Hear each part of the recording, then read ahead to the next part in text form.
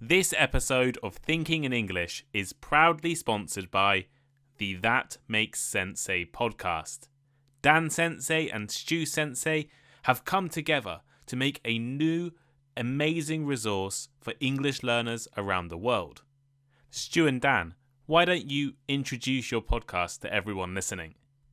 We love the podcast you have made, Tom. It really helps English learners understand English to a higher level. And if you want to improve your English comprehension through real-life conversations, check out the That Makes Sensei podcast. You can find us on all major podcast platforms, and we have new episodes every Friday. Thanks a lot, and back to you, Tom.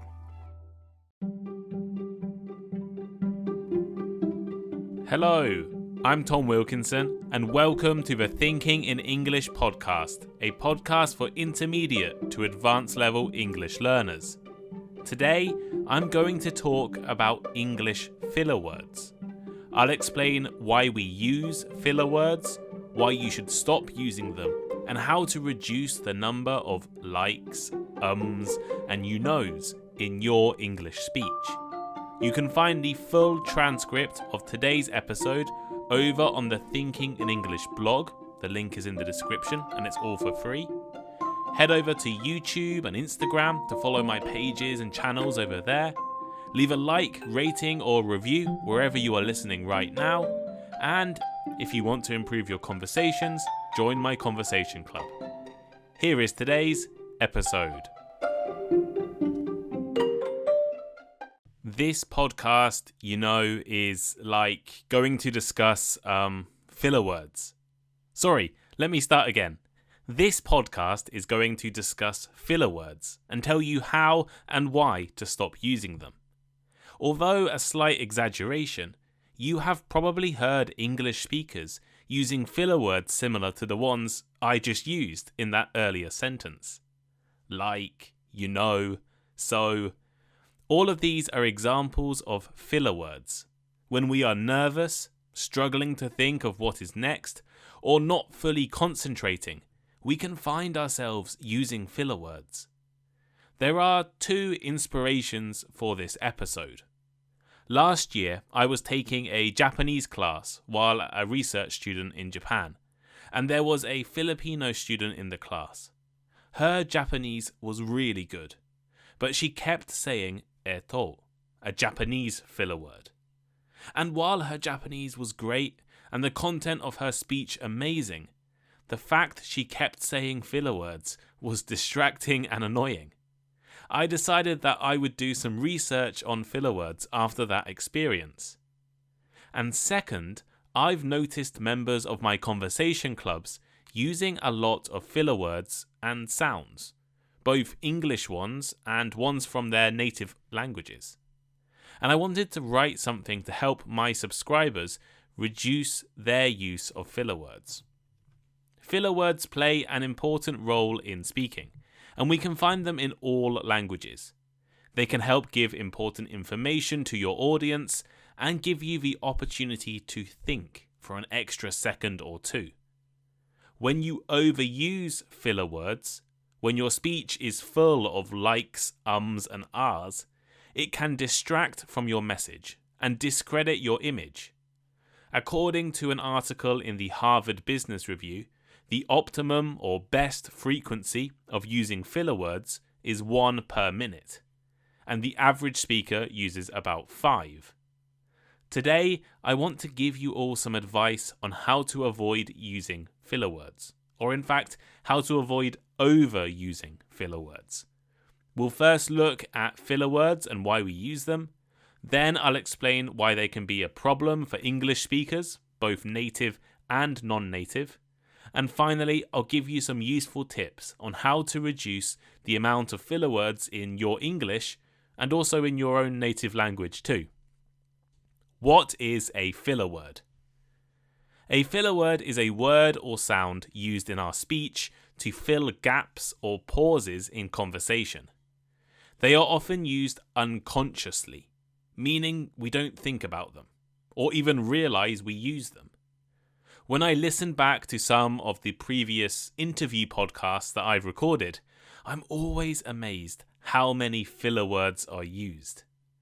For me, the main filler words in my speech are so and well. And I tend to start sentences with these words. However, I think compared to many other English speakers, I've managed to reduce the amount of filler words I use dramatically. Some people use them in every single sentence. In English, common filler words include like, you know, and so. But they can be found in all languages. In French, in Spanish, bueno, in Japanese, eto. And in all languages, they fill the same role, to plug the gaps in our speech when we are thinking or hesitating. An important task for all people, not just language learners, is to identify your own personal filler words.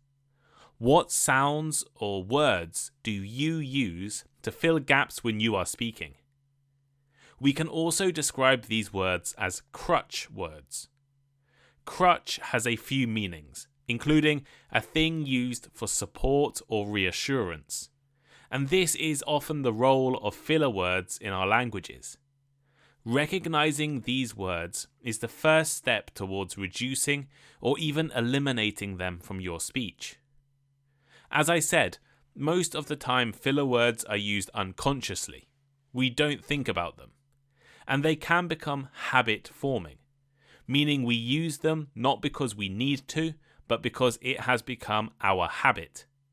By recognizing your own personal filler words, you can focus on avoiding them and replacing them with more meaningful words or pauses. Furthermore, recognizing your own filler words can also tell you information about your own personal speaking style. Do you say like a lot when you are nervous? Do you say and a lot when you are talking about a specific topic? I do. I can talk about most things quite fluently. But when I talk about myself, or when I disagree with someone, I start to use a lot of filler words. Being aware of this can help you address these underlying problems. Why do we use filler words? Filler words are not always bad. As I said at the beginning of the podcast, the Harvard Business Review found that using 1 or 2 filler words a minute is the optimal or best amount. And there are different reasons why we use these words. First, filler words can be a form of self-expression. We can use them to provide an insight into our personalities, emotions, and moods. Using a word like can indicate uncertainty or hesitation, while a word like can suggest a more casual or informal tone. Using filler words in this context provides an extra layer of meaning and can help you convey your meaning more easily. Second, filler words are a tool to help us pause, slow down, and organize our thoughts while we are speaking. Especially for English learners, you may need to take slightly longer to find the right words, find the right vocabulary or sentence structure. Filler words can help fill that gap while you are thinking of the right words to continue your sentence. And by helping you slow down, filler words can sometimes allow you to articulate your thoughts clearly and avoid mistakes. Importantly, filler words are usually unconscious. We don't think about using them. We just use them. Language learners will sometimes use their own language's filler words while speaking in English, which can sound strange. But this is because we don't know we are using them. It is really important to recognize when and how you personally use filler words. Why are filler words a problem? While these kinds of words are not necessarily bad, overusing filler words can be a problem for everyone, native speakers and English learners. First, filler words can detract from the content of your speech. Using too many filler words can make it difficult for listeners to understand what you are saying and retain information. All the hard work and effort you put into speaking English can be ruined by saying like or you know too often. They are often a distraction, taking attention away from your speech and causing your audience to lose focus. Last week, there was a famous YouTuber from the UK being interviewed on the news in the morning. I'm sure he was saying something really interesting, but I couldn't concentrate because all I noticed him saying was, you know, in every single sentence. He was probably nervous, but once I noticed him saying, you know, that's all I noticed. Second, overusing filler words can make you seem unprepared and uncertain. They make you seem less confident and less knowledgeable. If you are speaking English in an academic or business situation, your image is important. You need to show you are confident, credible, and reliable. But overusing filler words can ruin this image. When I hear someone saying too many filler words, I tend to think they either lack confidence, they have not prepared well or adequately, or they do not understand the topic they are discussing. None of these are good characteristics or qualities if you're in a business meeting or an academic presentation. And third, filler words can ruin the quality of your speech. They make you speak for longer, they make your speech less engaging, and they reduce the efficiency of your words. If someone uses too many filler words, it can make their conversation partners bored and unfocused. By reducing the amount of filler words you use, you can improve your image and credibility. You can be seen as more confident and well prepared. You can keep the content of your speech clear and easy to understand.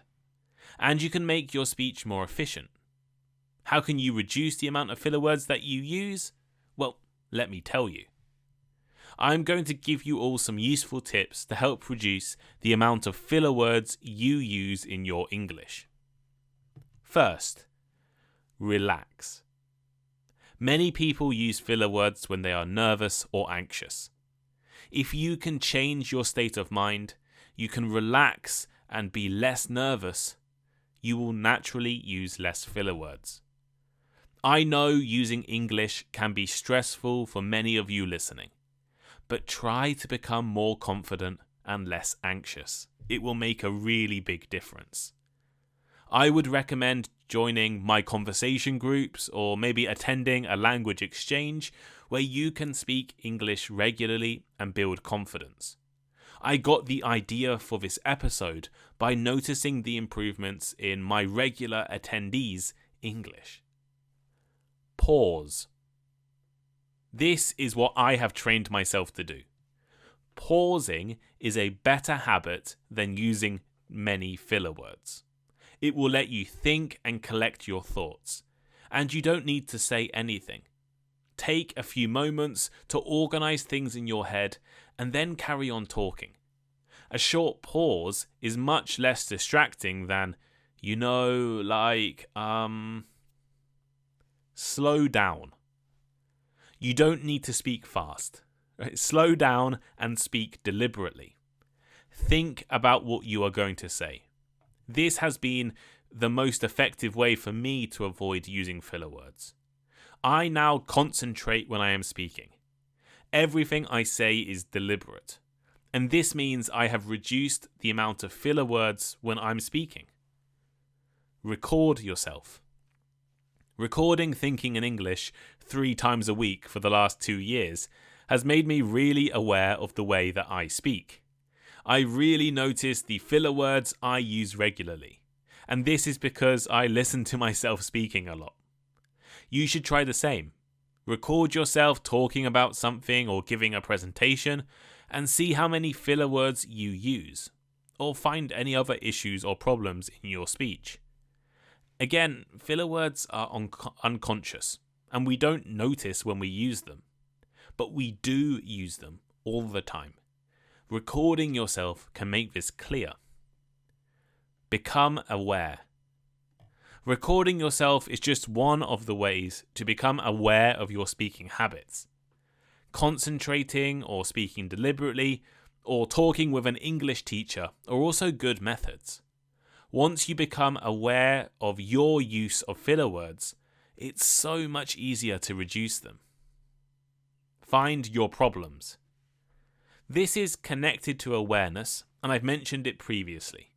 But identify your own personal filler words. What do you say? Like, you know? When do you say them? When you're nervous? Talking about something awkward? If you find these problems, find these issues, then you can solve them. If you use filler words when you're nervous, you know that you need to calm down and relax. If you use filler words when you're talking about something maybe you don't know too much, maybe you go and study some more vocabulary. All of these things might help you solve the issue. Don't panic about being perfect. And finally, don't worry about being perfect. We all use filler words, and like I mentioned earlier, a few every minute can actually be good. They let you organize your thoughts and help convey messages. Perfection is a terrible goal because it doesn't exist. Instead, just focus on being aware and reducing the amount of filler words that you use.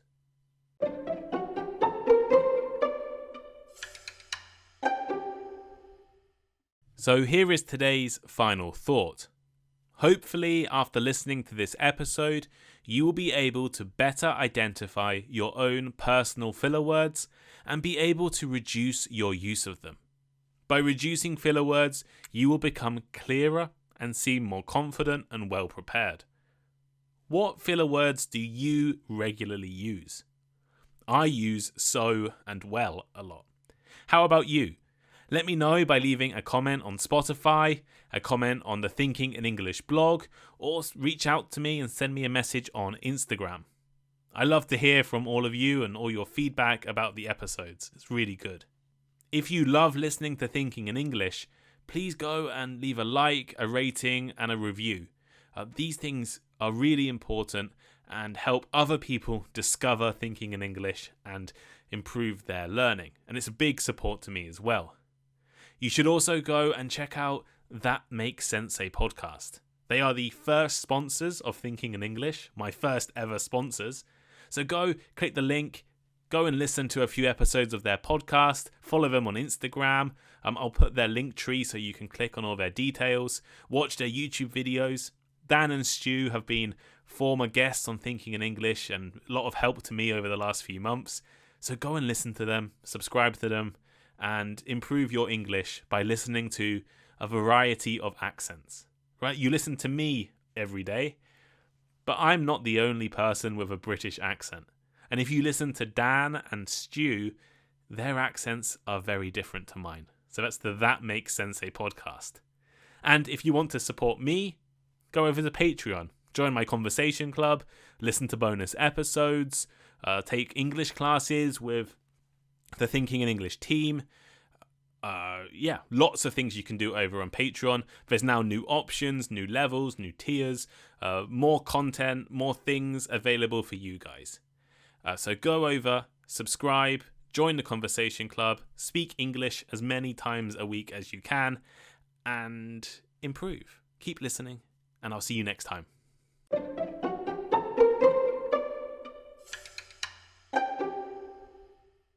Join the Thinking in English Conversation Club right now.